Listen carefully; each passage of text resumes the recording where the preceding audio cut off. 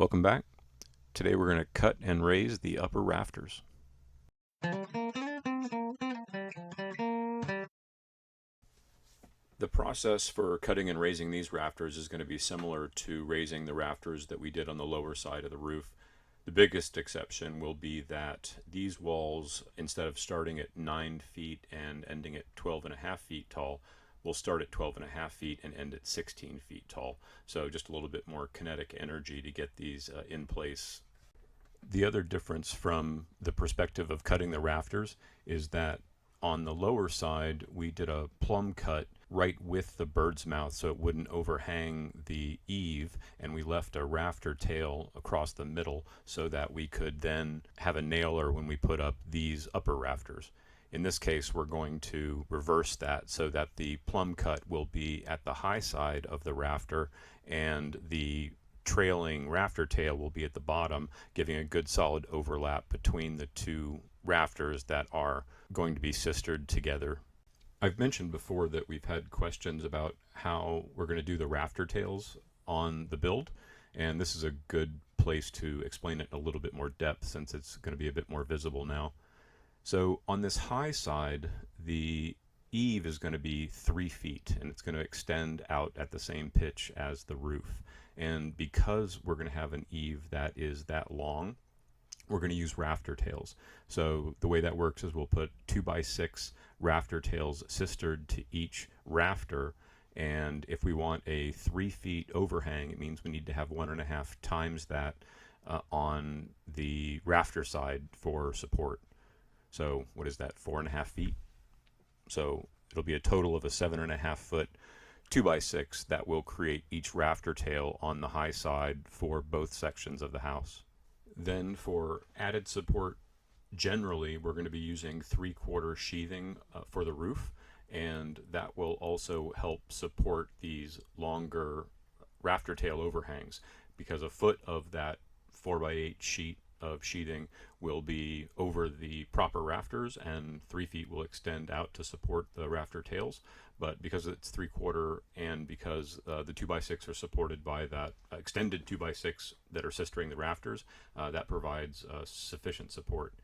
Now that's according to the plans, and as you know if you're following, I do tend to overbuild things a little bit. When I get to the point of putting those rafter tails in, I'm just going to make a probably flip of the coin call whether I go with 2x6s or upgrade to 2x8s, just to be fully certain that the eaves won't sag over time.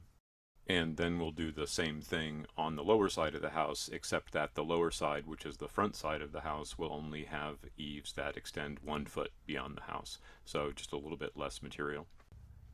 One of the reasons I designed the house the way that I did was so that even though raising rafters in this fashion is exhausting, it's something that a single person can do.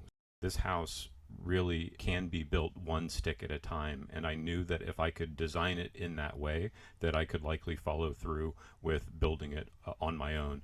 This is why I didn't want to go with trusses. I didn't want to be reliant on cranes. I didn't want to be reliant on things that would natively require 3 or 4 or 5 people to do effectively or safely. So not only is the design intended to support the way that we want to live, but it also is intended to support the way that I wanted to actually build the building.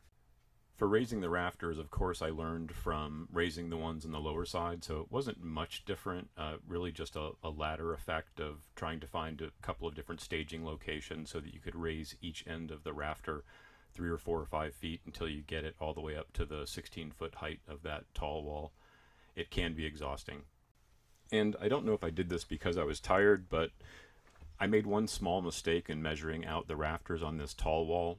Basically, as I was putting them up, I was just abutting my tape to the most recent rafter and extending out by 4 or 5 feet so I could get the measurements for the next 3 or 4 rafters. I really shouldn't have done that. I should have hooked my tape on the far left side of the wall, run the tape across the entire length of this wall, and marked out all my locations. by abutting the tape and only measuring every 3 or 4 rafters, my measurements drifted a little bit, and so the rafters aren't perfectly square. It's only going to take a couple hours, and I'm going to go back and redo the measurements, and if I have to scoot a rafter over so that it's in the proper location to receive the sheathing, I will. But it's a good reminder to go back to first principles, and anytime you can pull a tape and do all the measurements at once, that's definitely the better way to do it, rather than trying to do a series of incremental measurements of 3 or 4 feet. So there's most of the roof.